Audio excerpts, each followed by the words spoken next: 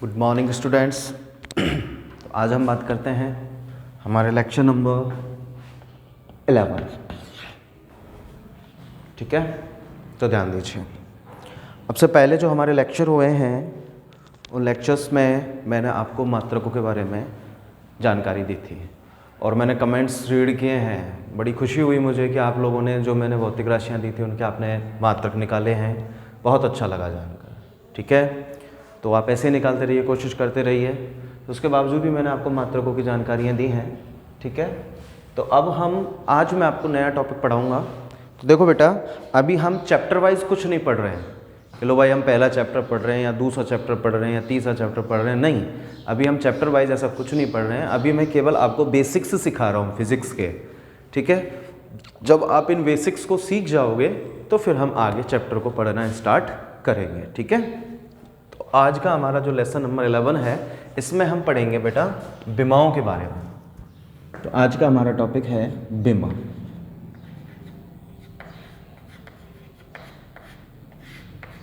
जैसे हम कहते हैं डायमेंशन। क्या कहते हैं? डायमेंशन। तो विमाएँ क्या होती हैं? सबसे पहले हमें विमाओं के बारे में जानना है। जनरली विमाएँ निकाली कैसे जाती हैं? ठीक है, तो ज़रा ध्यान से सुनिएगा, ढंग से सुनिएगा, अच्छे से सुनिएगा, मज़ा आएगा पढ़ने में। अरे बात समझ में। तो चलते हैं विमाओं के बारे में।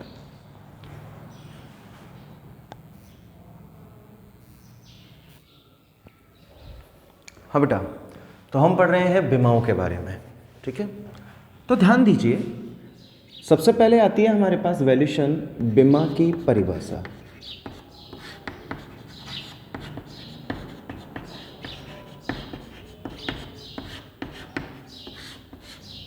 विमा की परिभाषा हमको जानना बहुत ज़रूरी होता है। ठीक है, तो हम अब यहाँ से कैलकुलेट करेंगे the definition of dimensions. Clear? तो ध्यान दीजिए। सबसे पहले मैं आपको बता देता हूँ मात्रकों के बारे में। हालांकि मात्रकों के बारे में हम पढ़ चुके हैं बेटा। जो मात्रक होते हैं वो दो प्रकार के होते हैं। एक होते हैं मूल मात्रक और एक होते हैं व्युत्पन्न मात्रक।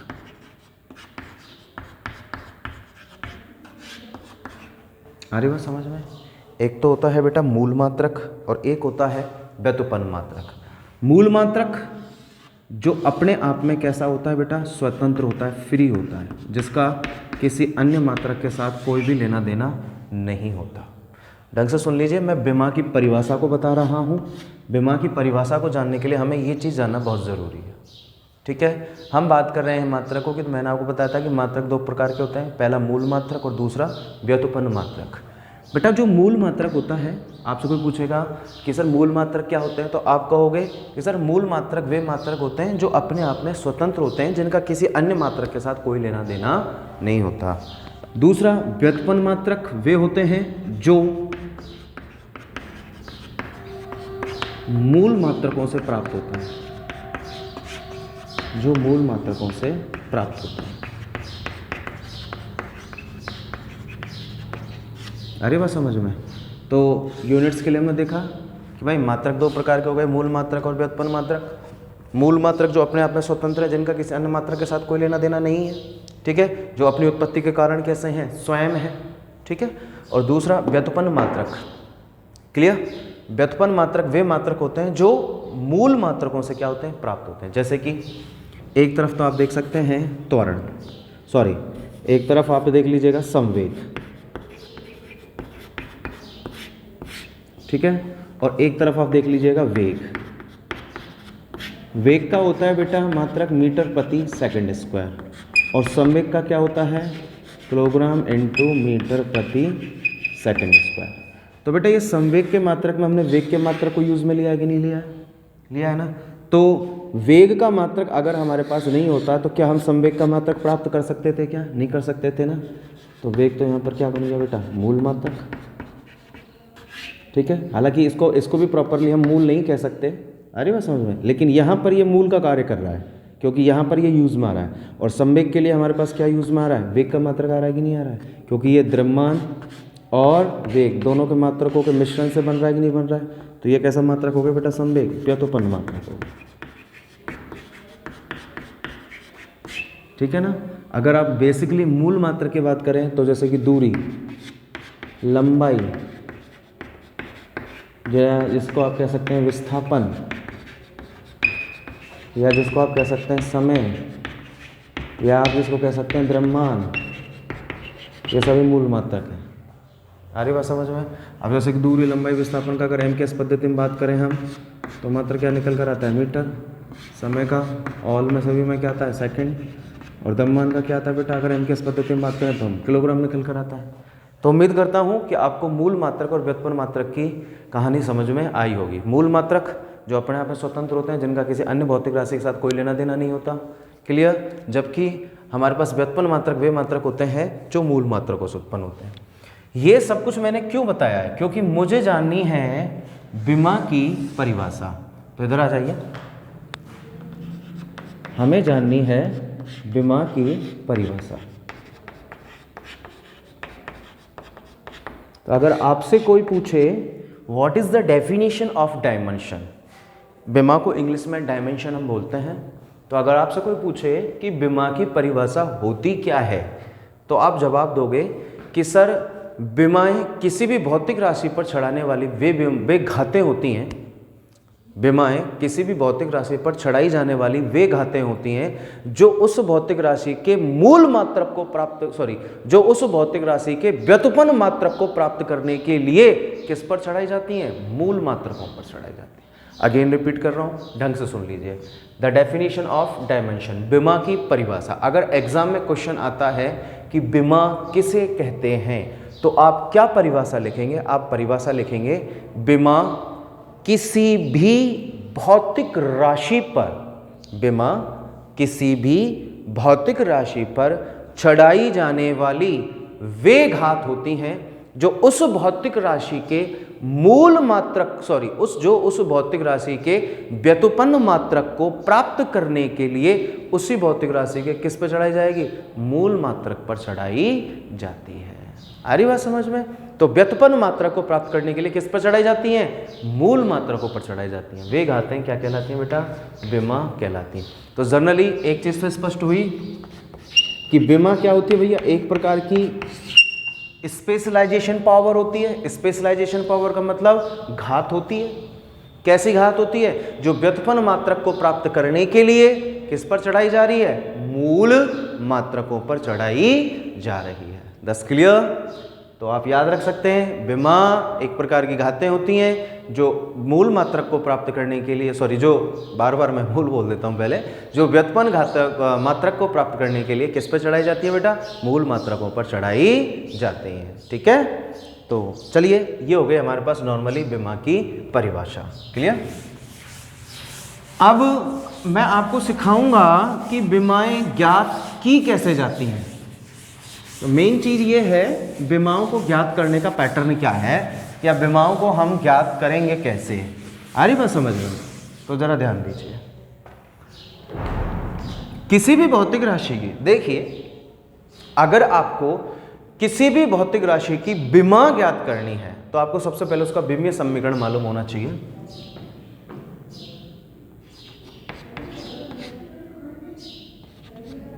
तो हम यहां पे लिखेंगे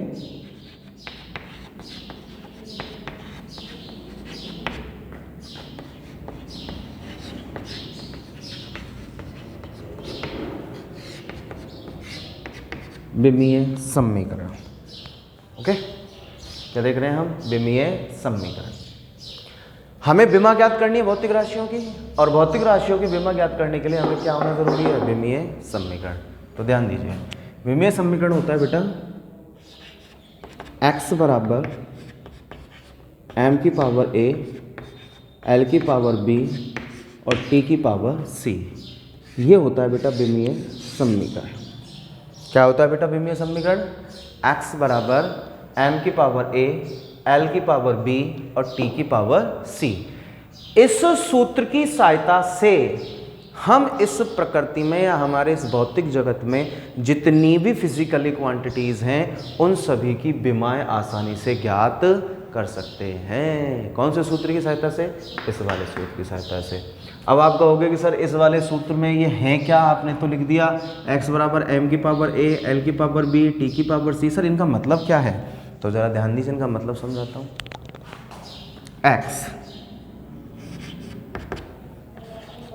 x है बेटा यहाँ पर वह भौतिक राशि,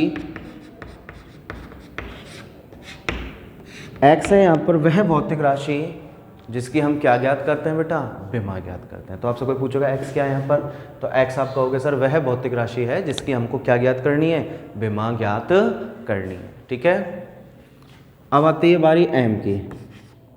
बेटा m से बनता है मास, ठीक है, m से क्या बनता है? मास।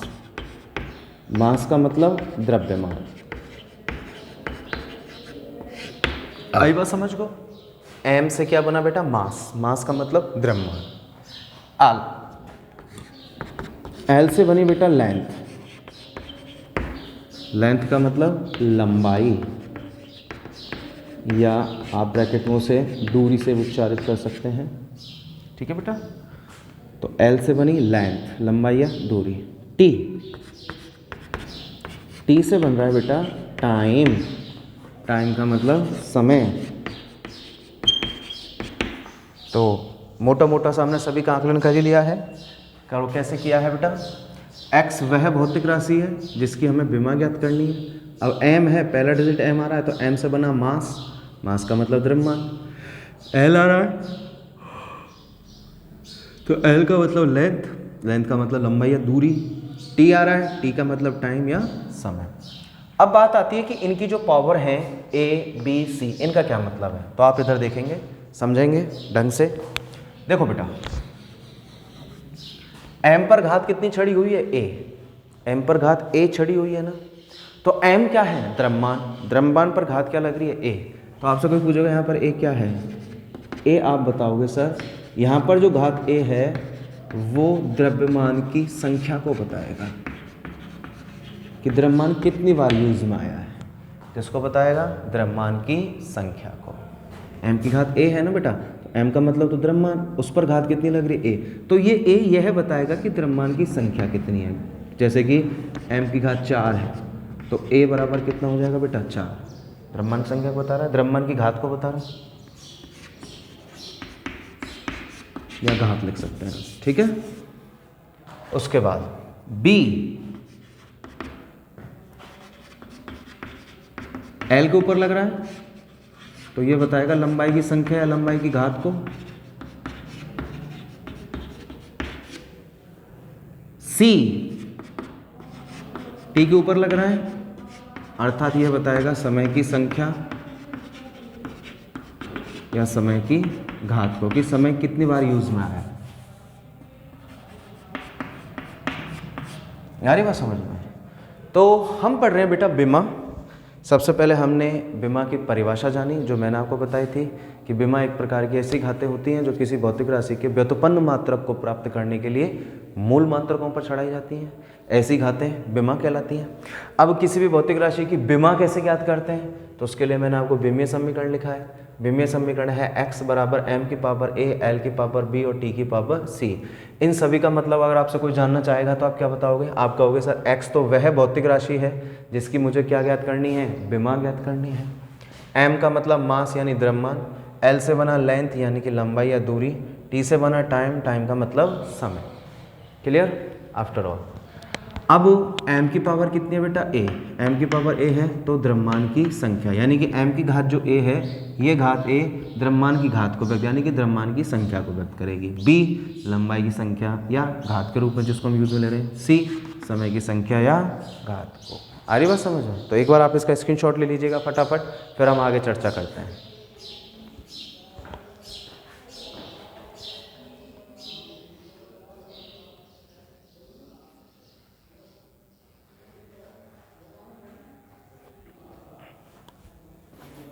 तो उम्मीद करते हैं हम कि आपने स्क्रीनशॉट ले लिया होगा। तो अब चलिए मैं आपको विमा ज्ञात करना सिखाता हूँ कि विमाएं ज्ञात की कैसे जाती हैं। ध्यान दीजिए, थोड़ा सा रफ वर्क करते हैं हम, और रफ वर्क मैं आपको बताता हूँ।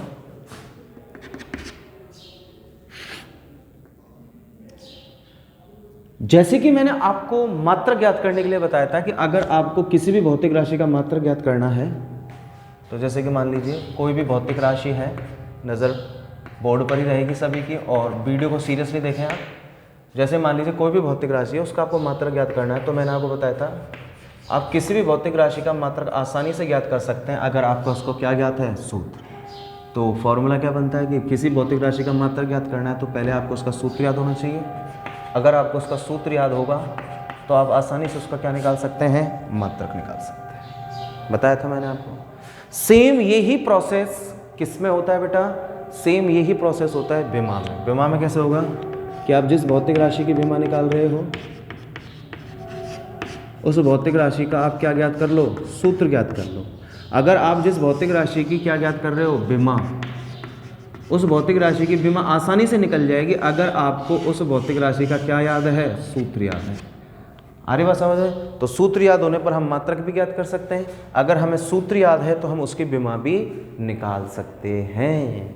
ठीक है, तो मूल मंत्र क्या हो गया कि किसी भी भौतिक राशि की विमा को ज्ञात करने के लिए हमें उस भौतिक राशि का क्या ज्ञात होना ज़रूरी है बेटा, उस भौतिक राशि का हमें सूत्र ज्ञात होना बहुत ज़्यादा ज़रूरी होता है। अब मैं आपको 2-4 एग्जाम्पल कराता हूँ, कुछ भौतिक राशियाँ लेता हूँ, उनकी आपको विमा निकालना सिखाता हूँ। आपको 100% समझ में आ जाएगा, आप दिमाग को बोर्ड पर रखिएगा। ठीक है, तो देखिए बेटा, सबसे पहले हम लेते हैं लंबाई। सबसे पहले हम लेते हैं लंबाई। अब देखिए, लंबाई, दूरी, विस्थापन एक ही बात है क्या नहीं? चाहे उसे लंबाई के रूप में यूज में ले लो, चाहे उसे आप दूरी के रूप में यूज में ले लो, चाहे उसे विस्थापन के रूप में यूज में ले लो, है तो डिस्टेंस ही, है ना? तो आपसे किसी ने कहा कि भाई लंबाई की विमा निकालिए, ठीक है? तो जरा ध्यान दीजिए, लंबाई की विमा निकालने के लिए हमें सबसे पहले विमीय समीकरण को यूज में लेना है, जिससे हम विमा ज्ञात करते हैं। तो x बराबर m की पावर a, l की पावर b और t की पावर c, हमने सूत्र लिख दिया। अब बेटा लंबाई तो क्या है, लंबाई है, दूरी है, इसका कोई सूत्र तो होता ही नहीं है। तो हम देखते हैं कि इसका मात्रक क्या बनेगा। इसका मात्रक बनेगा मीटर। बोलो, आ रहा है कि नहीं आ रहा है? मीटर आ रहा है ना भाई? किसी भी पद्धति में मात्रक निकाल लो, चाहे एमकेएस में निकाल लो, चाहे सीजीएस में निकाल लो, चाहे एफवीएस में। एक बात और मैं आपको बताना भूल गया, आप याद रख लीजिए, मात्रक चाहे किसी भी पद्धति में आप निकाल लीजिए, विमा हमेशा एक ही प्राप्त होती है। जो विमा एमकेएस पद्धति के मात्रक से प्राप्त हो रही है ना, वही सीजीएस के से प्राप्त होगी और वही एफवीएस के से प्राप्त होगी। इसलिए विमा में आप किसी भी पद्धति में मात्रक निकाल लो, ठीक है, विमा एक समान ही प्राप्त होगी। तो जैसे कि मैं लंबाई की विमा निकाल रहा हूं, तो लंबाई का सूत्र नहीं है मेरे पास, तो मैंने मात्रक लिख लिया मीटर। लिख लिया ना? अब जरा ध्यान दीजिए, आ जाइए भाई, मीटर लिख लिया। अब यहां से हम देखते हैं कि एम, इस मात्रक में कहीं द्रव्यमान का उच्चारण हो रहा है क्या बेटा? नहीं हो रहा है, द्रव्यमान का उच्चारण नहीं हो रहा है। तो देखो, m की पावर a अर्थात द्रव्यमान की संख्या को व्यक्त करती है कि नहीं करती है? आपने स्क्रीनशॉट लिया है, अभी मैंने आपको जो लिखकर बताया था ना, a क्या है, द्रव्यमान की संख्या, b क्या है, दूरी की संख्या, लंबाई की संख्या, c क्या है, समय की संख्या। स्क्रीनशॉट है ना आपके पास, उसमें देखिए आप, ठीक है? तो आप देखेंगे कि सर मेरे पास इसका कोई सूत्र तो है नहीं, तो मैंने मात्रक से इसकी विमा ज्ञात करनी चाहिए। तो मैंने देखा सर यहाँ पे मीटर आ रहा है, और मीटर का जो मात्रक है, मीटर जो मात्रक है वो दूरी या समय, दूरी, लंबाई या विस्थापन का होता है एमकेएस पद्धति में। तो यहाँ पर कहीं द्रव्यमान का उच्चारण हो रहा है क्या? नहीं, द्रव्यमान का उच्चारण नहीं हो रहा है। तो स्मॉल a बराबर कितना हो जाएगा? 0, क्योंकि a क्या है, द्रव्यमान की संख्या को व्यक्त कर रहा है और द्रव्यमान यहाँ पर है नहीं, इसलिए a बराबर कितना हो जाएगा? 0। ठीक है, अब हम चलते हैं b पर। चलें b पर। b पर आप देखेंगे यहाँ पर दूरी से संबंधित कोई वैल्यू है क्या? हाँ है ना सर, मीटर है, कोई भी घात नहीं है, तो हमने कितनी मान ली? 1। तो बेटा b बराबर कितना हो जाएगा? 1। हो गया। इस मात्रक में देखिए, समय का कहीं कोई लेना देना हो रहा है क्या? नहीं है ना, समय नहीं है, तो c बराबर आप क्या कर देंगे? 0। तो आ जाइए, x बराबर, मैंने आपको बताया था x वह भौतिक राशि होती है जिसकी हम विमा ज्ञात करते हैं। किसकी विमा ज्ञात कर रहे हो बेटा? लंबाई। लंबाई को इंग्लिश में हम बोलते हैं लेंथ। तो x बराबर कितना हो जाएगा बेटा? l का मतलब लेंथ। ठीक है, तो x की जगह पर मैं क्या रखूंगा? l, बोले तो लंबाई, बराबर ब्रैकेट स्टार्ट, m की जगह पर m की घात कितनी है बेटा? a बराबर आपने कितना प्राप्त किया? 0। तो m की घात 0। उसके बाद l की घात कितनी है बेटा b बराबर आपने कितना प्राप्त किया 1, तो b की जगह पर हमने कितना रख दिया 1, t की जगह पर t, ठीक है। c की बराबर कितना प्राप्त हो रहा है 0, तो t की घात पे कितने हो जाएगा 0। तो बेटा लंबाई या दूरी की जो विमा निकल कर आ रही है वो आपके पास कितनी निकल कर आ रही है m0 l1 t0। कितनी निकल कर आ रही है m0 l1 t0। प्रोसेस मैंने आपको पूरा समझा दिया है। अब आपकी इच्छा हो रही होगी कि सर एक और उदाहरण लीजिए, तब हमारे अच्छे से कंसेप्ट क्लियर हो जाएगा, है ना। तो मैं आपको एक नहीं 2 उदाहरण करके बताता हूँ। नंबर 2, क्षेत्रफल ले लेते हैं बेटा। क्षेत्रफल ले लिया हमने और आपसे एग्जामिनर ने कहा है कि क्षेत्रफल की विमा निकालिए, ठीक है। तो विमा निकालने के लिए सबसे पहले आपको विमीय सूत्र को लिखना पड़ेगा। तो सॉल्यूशन, मैं क्षेत्रफल की विमा निकाल रहा हूँ बेटा, तो हमने आंख बंद करके सबसे पहले विमा ज्ञात करने वाला सूत्र लिख दिया, x बराबर m की घात a, l की घात b और t की घात c लिख दिया हमने। अब सर ने हमें बताया कि आपको जिस भौतिक राशि की विमा ज्ञात करनी है बेटा उसका सूत्र याद होना चाहिए, ऑब्वियस सी बात है। तो देखो क्षेत्रफल का सूत्र होता है बेटा लंबाई इंटू चौड़ाई। बोलो होता है कि नहीं होता है? होता है ना। तो इसका मात्रक निकाल लेते हैं हम। क्षेत्रफल बराबर लंबाई का मात्रक भी मीटर इंटू चौड़ाई का भी क्या बन जाएगा मीटर, क्योंकि लंबाई भी एक दूरी है चौड़ाई भी एक दूरी है, तो लंबाई दूरी का ये मीटर, इसका भी ये क्या बन जाएगा मीटर। बराबर मैं इसको मीटर की घात 2 नहीं लिख सकता क्या? तो क्षेत्रफल का मात्रक कितना आ गया बेटा मीटर स्क्वायर। अब आप ये मत सोचना कि सर आप हर मात्रक को एम के एस पद्धति में निकाल रहे हो, मैं आपको फिर वही बात दोहरा रहा हूं, चाहे पद्धति कोई सी ही क्यों ना हो, एम के एस हो, सीजीएस हो, एफवीएस हो, आप किसी भी पद्धति में मात्रक निकालिए बेटा, प्रत्येक पद्धति के मात्रक की विमा एक ही प्रकार की प्राप्त होगी, ठीक है। अब एक बात बताइए, मैं क्षेत्रफल की विमा निकाल रहा था, मैंने क्षेत्रफल की विमा निकालने के लिए सबसे पहले मैंने क्या लिखा बेटा, विमा ज्ञात करने का सूत्र लिखा, x बराबर m की घात a, l की पावर b, t की घात c। लिखा कि नहीं लिखा? लिखा ना। ओके, आफ्टर ऑल अब मैंने साहब क्षेत्रफल का सूत्र, यानी कि हमारे लिए जो मेन फॉर्मूला है वो क्या कहता है कि आप जिस भौतिक राशि की विमा ज्ञात कर रहे हो क्या आपको उसका सूत्र याद है या नहीं। याद है सूत्र तो सूत्र को लिखिए। क्षेत्रफल निकाल रहा हूँ, क्षेत्रफल का सूत्र बन जाएगा लंबाई इंटू चौड़ाई। क्लियर? क्षेत्रफल की जगह क्षेत्रफल लिखा, अब लंबाई की जगह मीटर, मात्रक निकाल लिया मैंने, चौड़ाई भी दूरी है तो इसका मीटर, तो मीटर को गुणा मीटर से कराएंगे तो मीटर स्क्वायर हो गया ना। अब आ जाइए भैया x बेटा वह भौतिक राशि होती है जिसका हम क्षेत्रफल जिसका हम विमा ज्ञात करते हैं। तो हम किसका विमा ज्ञात कर रहे हैं? क्षेत्रफल की। तो x बराबर क्षेत्रफल, क्षेत्रफल को इंग्लिश में बोलते हैं एरिया, इसलिए क्षेत्रफल को मैं यहाँ पर कैपिटल ए से व्यक्त कर दूंगा ना। तो देखिए x की जगह पर क्या रखेंगे हम कैपिटल ए बराबर ब्रैकेट स्टार m अपनी जगह पर। ओके, m की घात कितनी है बेटा a। चलो पहले वैल्यूज निकाल के बता देता हूँ मैं आपको। स्मॉल a बराबर देख लो, स्मॉल a स्क्रीनशॉट जो आपने लिया उसमें देखिए स्मॉल a किसको व्यक्त करता है? द्रव्यमान की संख्या को। देखो बेटा उपरोक्त मात्रक में कहीं द्रव्यमान का कहीं उच्चारण हो रहा है क्या? आपको यहाँ पर कहीं द्रव्यमान से संबंधित कोई मात्रक दिख रहा है क्या? किलोग्राम, ग्राम, पाउंड कुछ दिख रहा है क्या? नहीं है ना। तो जब द्रव्यमान ही उपस्थित नहीं है तो द्रव्यमान की संख्या 0। क्लियर? ओके, बारी आती है बी की।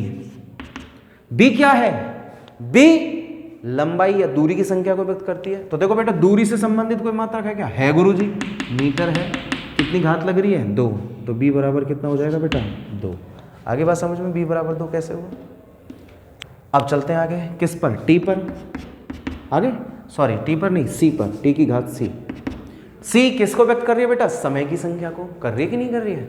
ऑब्वियस सी बात है, कर ही रही है। अब जब c समय की संख्या को व्यक्त कर रही है तो आप उपरोक्त मात्रक में देखिए कहीं पर समय से संबंधित कोई मात्रक है क्या? सेकंड, मिनट है, नैनो सेकंड, माइक्रो सेकंड कुछ दिख रहा है क्या? नहीं दिख रहा है ना। तो समय उपस्थिति नहीं है, तो समय की संख्या कितनी हो गई? 0। अब इन सभी मानों को इस सूत्र में रख दीजिए। तो कैसे रखोगे? x बराबर a है बराबर m अपनी जगह पर, m की घात a है, a बराबर आपने यहाँ से 0 प्राप्त किया है, ठीक है। l की घात कितनी है बेटा? b बराबर आपने यहाँ से 2 प्राप्त किया है। उसके बाद क्या है बेटा? t की घात कितनी है? c बराबर कितना प्राप्त किया आपने? 0। तो यहाँ से मालूम चल रहा है क्षेत्रफल की विमा क्या निकल कर आ रही है, m0 L2 T0। आ रही बात? तो बेटा एक ये नॉर्मल सा पैटर्न होता है विमा ज्ञात करने का। अब इसी ही पैटर्न पर बेसिस आप इस भौतिक जगत की कोई सी भी भौतिक राशि ले लीजिए, परंतु उसका सूत्र आपको याद होना चाहिए। आप आसानी से उसका मात्रक ज्ञात कर सकते हैं। इन दोनों का स्क्रीनशॉट ले लीजिएगा फटाफट।